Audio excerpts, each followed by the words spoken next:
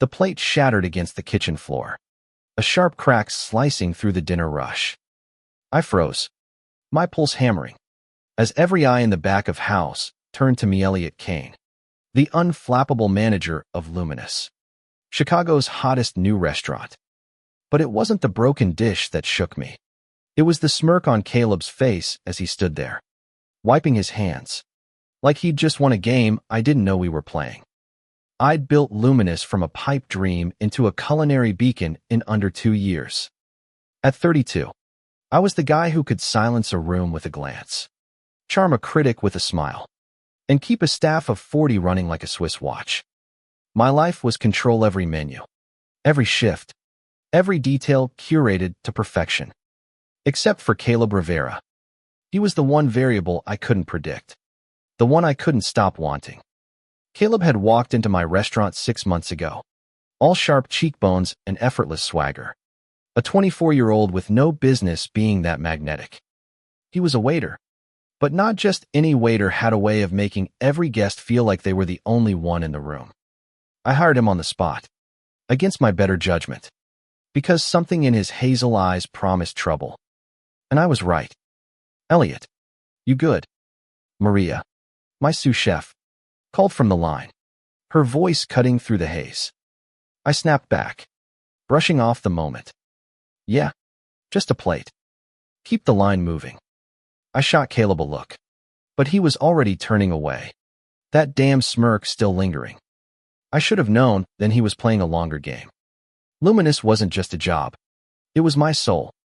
I'd poured everything into its savings. Sleepless nights. Every ounce of grit. My parents, old-school Irish Catholics from the South Side, never understood why I'd trade a real career for this. But when Michelin scouts started whispering about a star, I knew I'd made the right call. The restaurant was my legacy, my proof that I could build something unbreakable. Or so I thought. Caleb, Thuff, was my weakness. From the start, he'd slip into my office after shifts, tossing me that crooked grin, asking for extra hours or a schedule swap. I gave him everything. Extra shifts. Done. Prime weekend slots. His. I even covered for him when he showed up late. Hungover. Or both. I told myself it was because he was good for business. Guests loved him. Tipped big. Came back for more. But deep down, I knew it was more than that. It was the way he'd lean in too close when we talked. The way his laugh hit me like a shot of whiskey. The way I caught myself watching him when I thought no one was looking. I wasn't out. Not really. In my world, being the alpha meant keeping certain things locked down. My staff respected me. Feared me even. But they didn't know me. Not the real me. Growing up, I'd learned to bury that part crushes on boys in high school. Stolen glances in locker rooms. All shoved into a box I swore I'd never open. Luminous was my safe space. My empire. Where I could be the man everyone expected. Strong. In charge. Untouchable. But Caleb. He saw through it. And I let him. That night, after the broken plate, I found him in the alley behind the restaurant, leaning against the brick wall, smoking a cigarette like he didn't have a care in the world. The air was thick with summer heat, the city humming beyond the dumpster. I should have walked away, but my feet moved toward him. Care to explain the show in there? I asked, crossing my arms. He exhaled a plume of smoke, eyes glinting under the streetlight. Just clumsy. Boss. Happens to the best of us. Don't call me that. My voice was sharper than I meant it to be. He knew it got under my skin when he played coy. Caleb chuckled, flicking the cigarette away. You're too easy to rile up. Elliot. He stepped closer. Close enough that I could smell the mix of smoke and his cologne. Why do you care so much? I didn't answer. I couldn't. Because admitting I cared meant admitting everything: how I'd memorized the way his hands moved when he poured wine. How I'd lie awake wondering what it'd be like to kiss him. How I was terrified of what that meant. Instead, I turned and walked back inside, leaving him in the alley with that infuriating smirk. The next few weeks were a blur of packed dining rooms and late nights. Luminous was thriving, but something was shifting. Caleb started pushing boundaries, showing up late more often, flirting with guests a little too boldly, brushing past me in the tight quarters of the service station with a look that felt like a challenge. I kept covering for him, making excuses, because I couldn't bear the thought of losing him. Not from the restaurant. Not from my life. Then came the critic. A big one. From the Tribune. Known for making or breaking places like mine. The night was flawless, every dish perfect. Every server on point.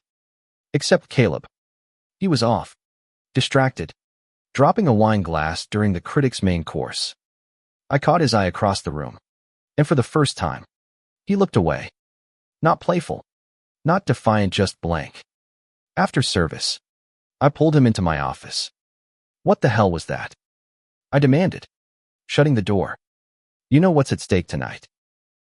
He shrugged, leaning against my desk. Maybe I'm just not feeling it. Not feeling it. I stepped closer, voice low. This is my life. Caleb. This place. These people, they depend on me. On us. He met my gaze. And for a moment, I thought I saw something real: regret. Maybe. Or guilt.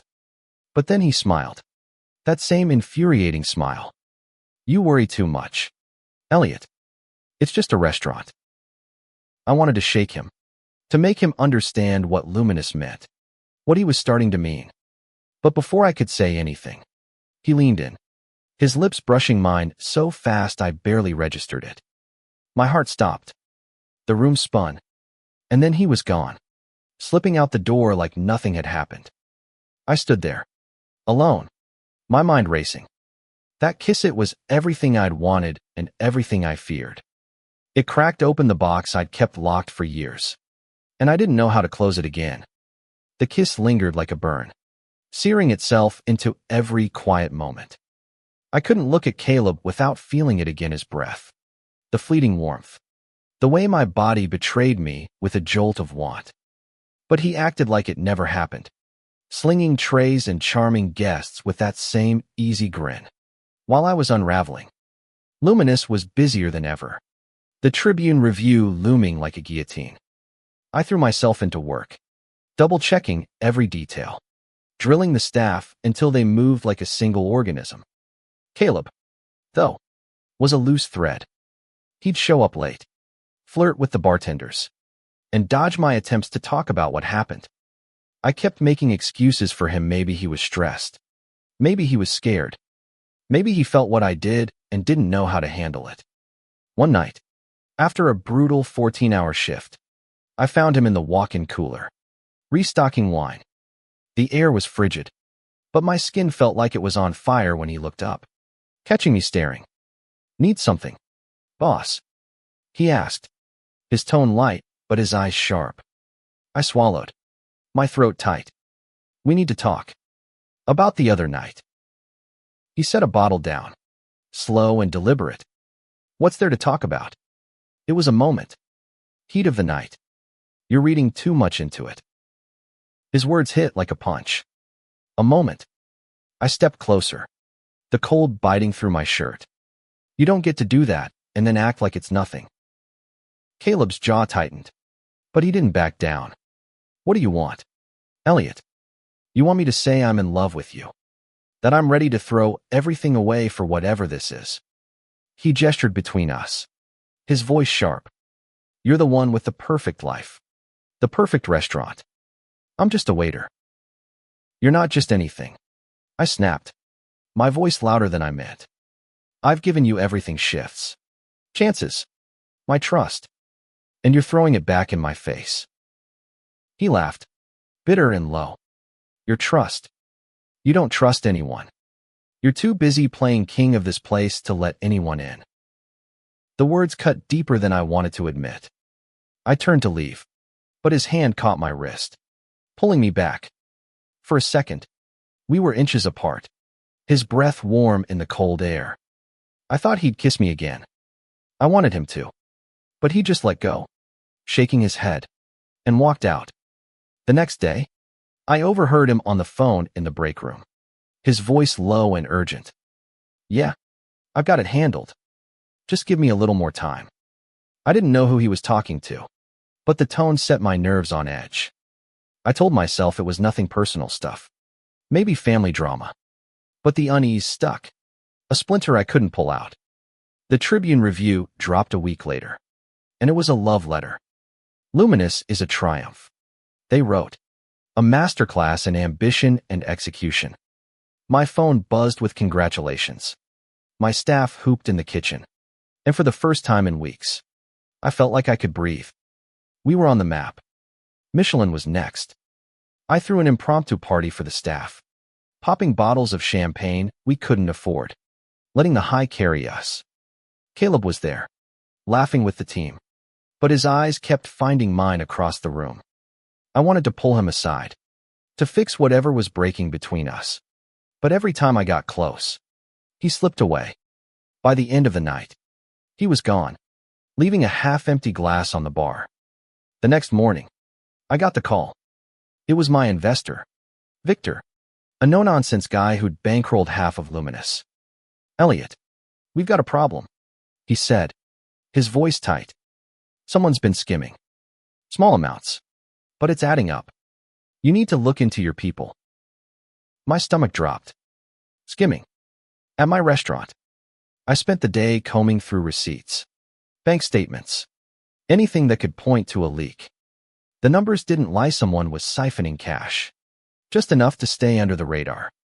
I didn't want to believe it could be Caleb, but his late nights, his evasions, that phone call, they all pointed to him. I confronted him after close, cornering him in the empty dining room.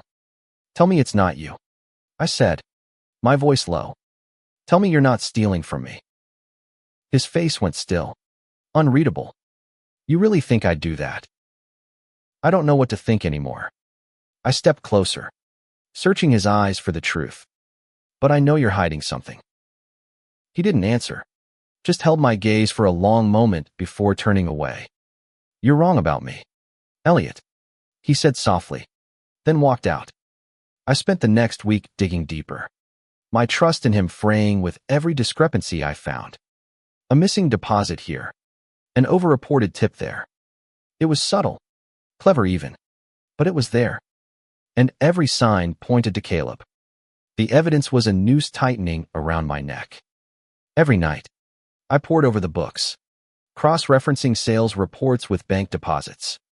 The discrepancies were small, $50 one night, $100 another, but they were consistent. Someone was bleeding Luminous dry, and Caleb's name kept surfacing. A cash tip he'd forgotten to log.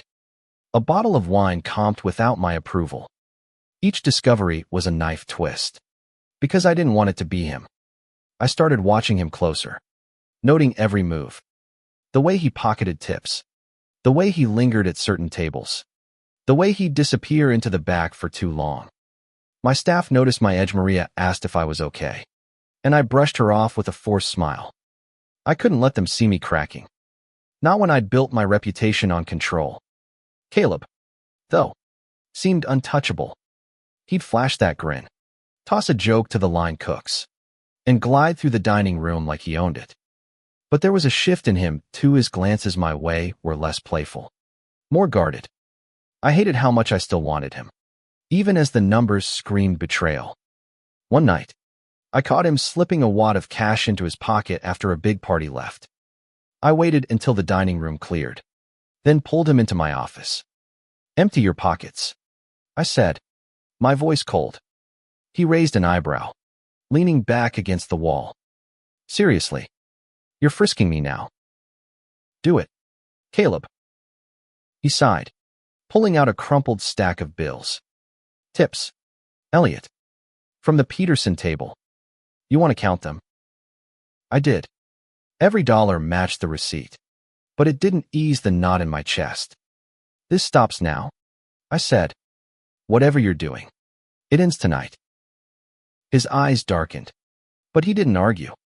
You've got no faith in me, do you? He said quietly, then left without another word. I couldn't sleep that night. My mind churned with images of him, his laugh, his touch, the way he'd kissed me and then acted like it meant nothing. I wanted to believe he was innocent. But the numbers didn't lie. People did.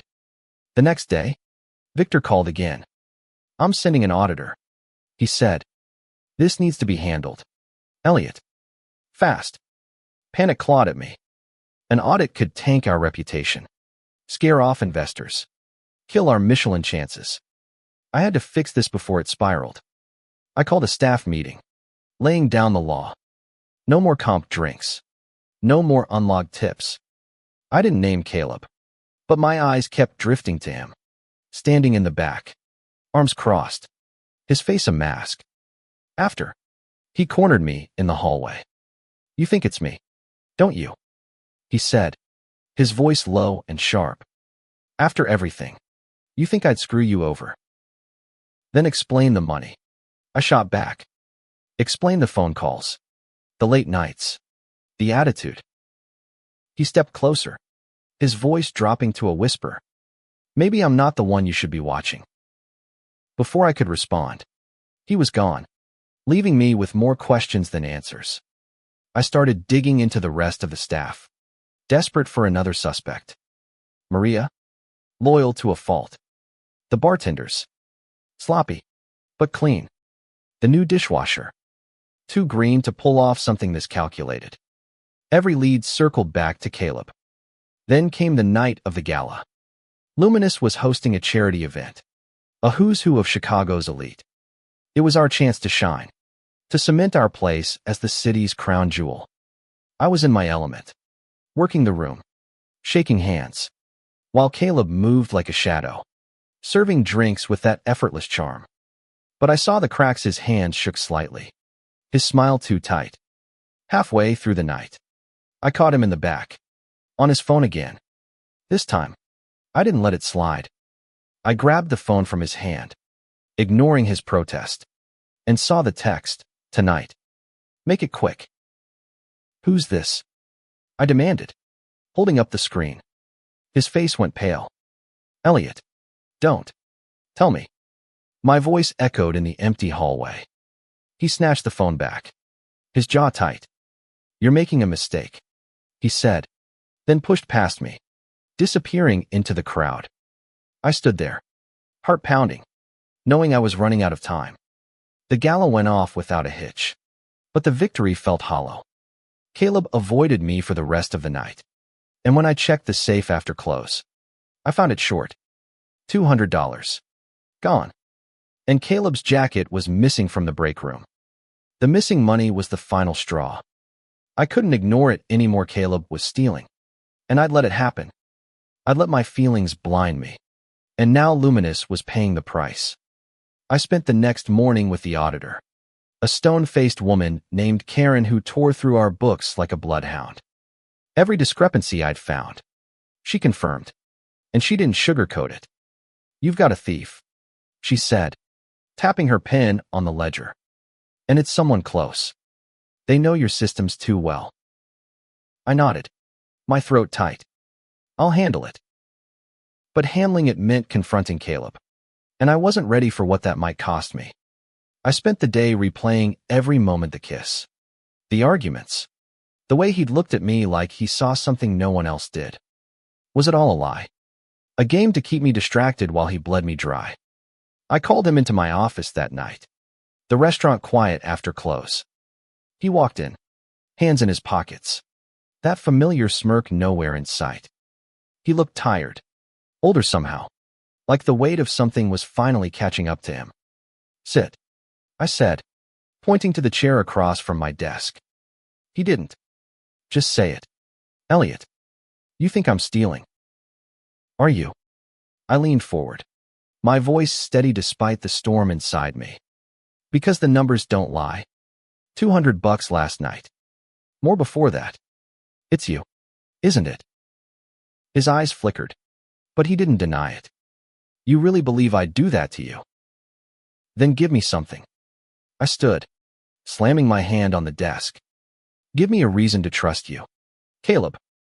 Because right now, I've got nothing. He looked away, his jaw working. You don't get it, do you? This isn't about money. Then what is it about? I was shouting now, My control's slipping. You kiss me. You push me away. You dodge every question I ask. What the hell do you want from me? He met my eyes. And for the first time, I saw something raw, unguarded. I want you to see me, he said, his voice breaking. Not the waiter. Not the screw-up. Me. I froze, the air thick between us. Before I could respond, my phone buzzed Victor, demanding an update. I ignored it, but Caleb saw the name flash on the screen. He's got you on a leash, doesn't he? Caleb said, his voice bitter. Perfect Elliot. Always doing what he's told. Get out, I said, my voice low. You're done here. He stared at me, like he was waiting for me to take it back. When I didn't, he turned and left, the door slamming behind him. The next day, I fired him. Officially. I sent the email, short and professional, and told the staff he'd moved on. But the hole he left was bigger than I expected. The dining room felt quieter, the shift slower. I kept expecting to see him, leaning against the bar, tossing me that grin. But he was gone. The auditor finished her report a week later. The skimming stopped the day Caleb left, which should have been a relief. But it wasn't. I couldn't shake the feeling that I'd missed something. That his last words, I want you to see Mimiant more than I understood. Then Maria came to me, hesitant, holding a flash drive. I found this in the break room, she said. It was in Caleb's locker. I plugged it into my laptop, my heart pounding. It was a single video file, grainy security footage from the back alley. Caleb, meeting a man I didn't recognize, passing him an envelope. The man handed Caleb a stack of cash, and Caleb looked right at the camera, his face unreadable. I played it again, then again, each time feeling sicker. He wasn't just stealing, was working with someone, selling me out. But why? And who? I tracked him down that night, finding him at a dive bar across town. He was alone, nursing a beer, looking like he hadn't slept in days. When he saw me, he didn't run. He just sighed, like he'd been expecting me. Tell me who he is, I said, sliding into the booth across from him. The guy in the video.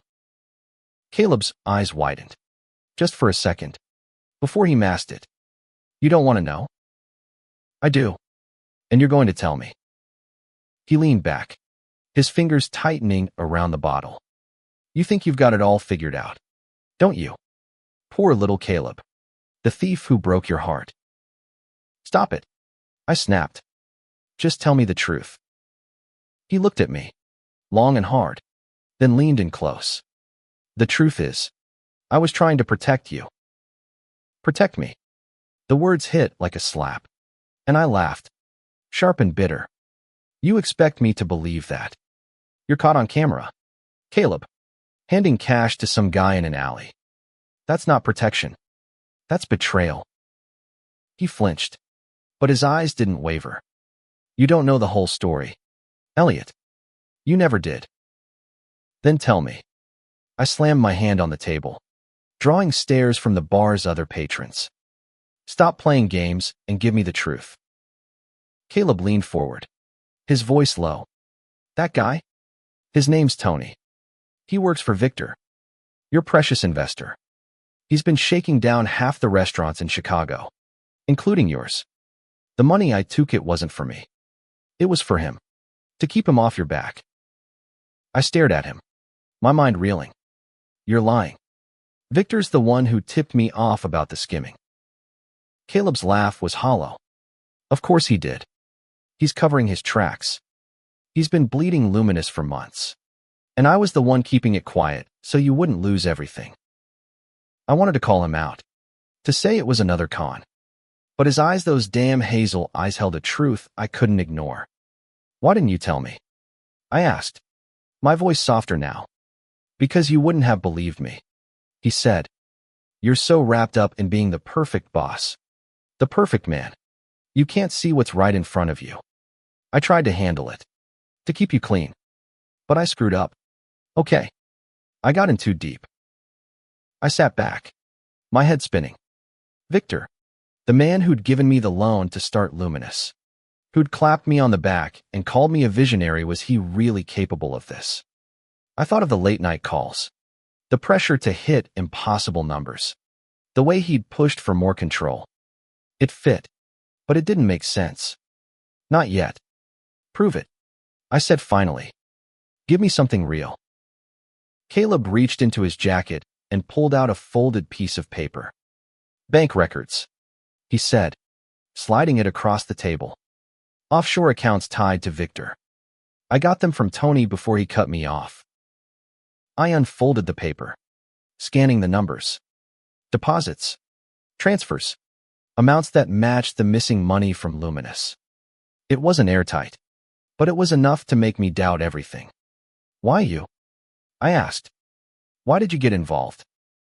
He looked away, his jaw tight. Because I care about you. You idiot. More than I should. The words hung between us, heavy and raw. I wanted to reach for him, to pull him close, but the bar felt like a cage, and I was too angry, too confused, to move. You should have told me, I said again, quieter this time. Yeah, well, I'm not perfect, he said, standing. You want to take Victor down. Use that. But don't expect me to stick around and watch you hate me for it. He walked out, leaving the paper and a half-empty beer behind. I sat there for a long time, staring at the numbers, trying to piece together what was real. Caleb had betrayed me, but maybe not the way I thought. And Victor me Minter. My backer was starting to look like the real enemy.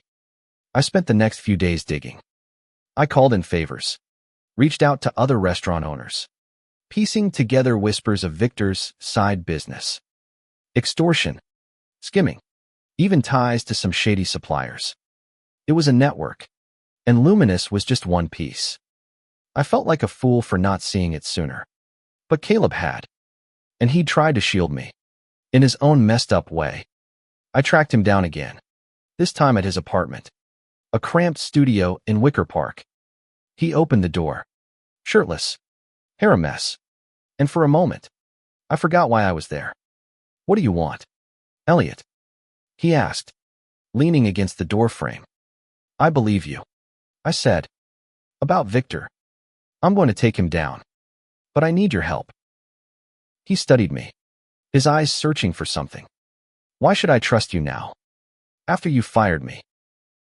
Because I'm asking, I said, stepping closer. And because I'm done pretending I don't feel something for you. He froze, and for the first time, I saw him unguarded, no smirk. No walls. Just Caleb. You're gonna regret this, he said, but he stepped aside, letting me in. We spent the night planning, combing through the bank records, mapping out Victor's moves. It was messy, dangerous, and probably stupid, but sitting there with Caleb, our shoulders brushing, I felt alive in a way I hadn't in years. By dawn, we had a plan, not a great one, but enough to start. The plan was simple but reckless. Get proof of Victor's extortion and turn it over to the authorities. Caleb had contacts shady ones, from his days bouncing around Chicago's underbelly, who could get us more evidence. I didn't like it, but I didn't have a choice. Luminous was my life, and Victor was choking it.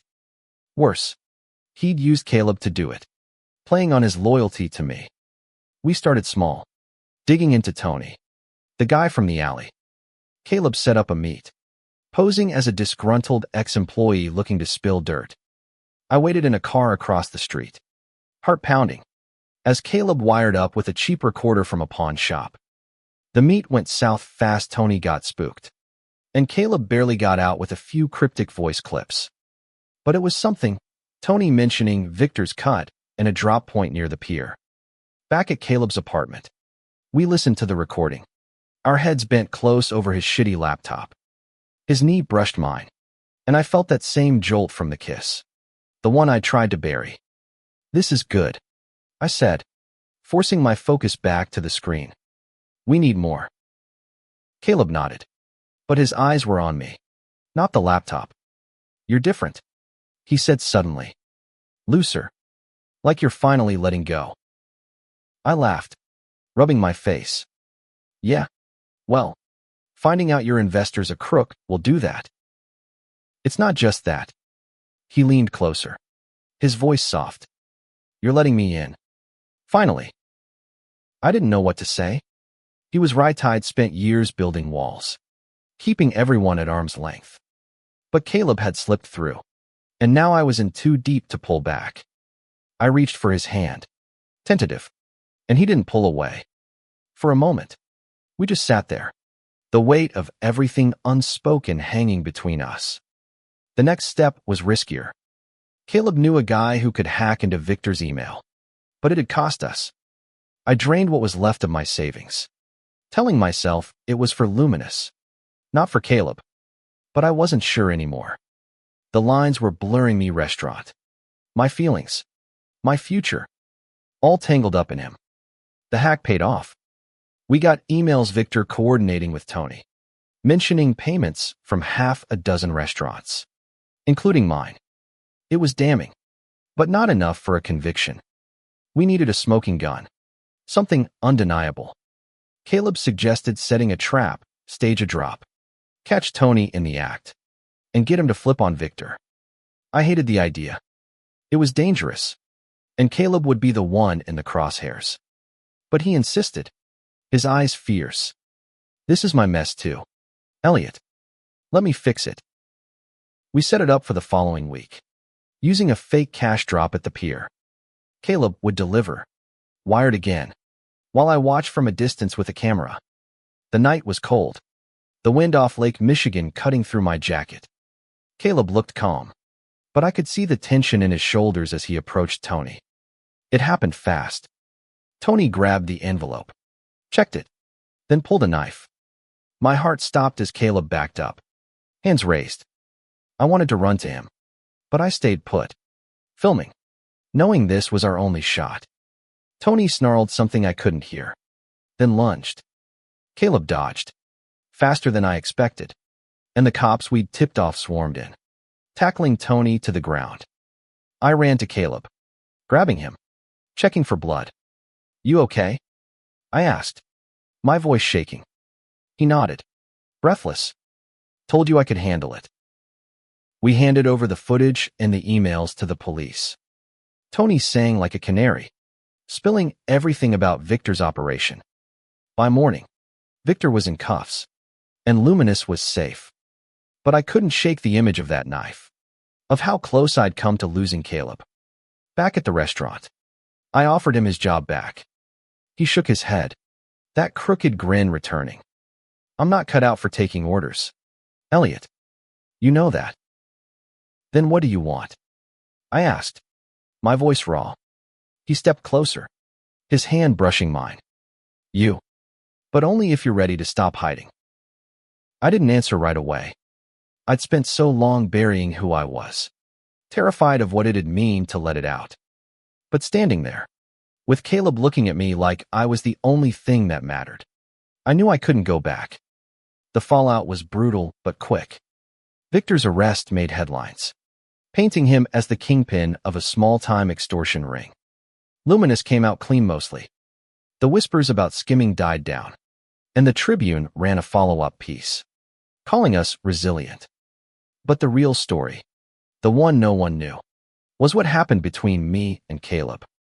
I took a week off, something I'd never done. The staff handled Luminous, and I spent it with Caleb, holed up in his tiny apartment. We talked really talk for the first time. About my fear of coming out. About his past. The mistakes he'd made trying to survive. He told me about growing up in foster homes. Always on the outside. Always hustling. I told him about my parents. Their expectations. The weight of being the perfect son. It was messy, raw, and more honest than I'd ever been.